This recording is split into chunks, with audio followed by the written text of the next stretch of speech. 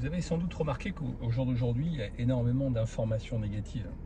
Vous allumez la télé, vous lisez les journaux, même sur Internet, il y a énormément d'informations négatives qui nous arrivent comme ça.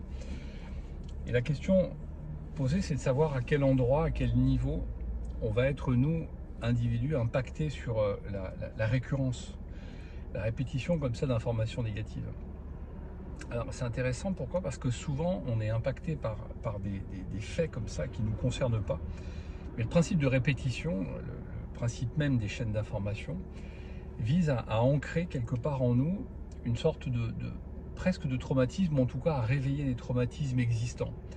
Ça peut être la peur de la guerre, hein, ce qui se passe actuellement en Ukraine, ça peut être la peur de ne plus pouvoir se chauffer parce qu'il n'y aura plus de quoi se chauffer, bref.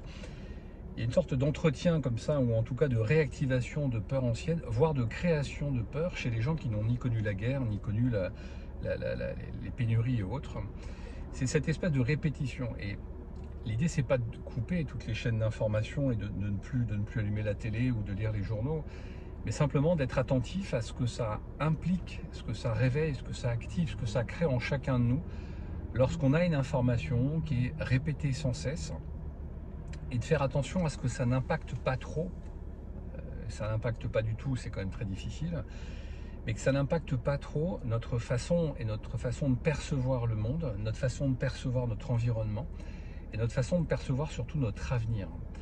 Parce que là est l'intérêt de cette petite vidéo, l'idée c'est de considérer que même si les événements sont parfois difficiles, ça ne veut pas dire que l'avenir n'est pas possible, et surtout l'envie de faire, de créer, n'est plus là, parce que simplement l'environnement est de plus en plus complexe.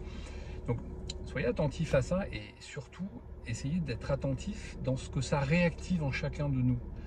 Le phénomène de guerre, alors simplement le phénomène de guerre peut réactiver chez les gens qui l'ont vécu, mais aussi peut créer et réactiver des peurs que l'on a qui n'ont rien à voir au départ avec la guerre, mais par exemple la peur d'une mobilisation, la peur d'être séparé de ses proches, de ceux qu'on aime, la peur de l'inconnu. Et là où c'est intéressant justement, c'est d'essayer le plus possible de s'analyser, en tout cas de vérifier, de valider, d'observer ce qui se passe en nous lorsqu'on écoute comme ça des informations qui sont la plupart du temps négatives.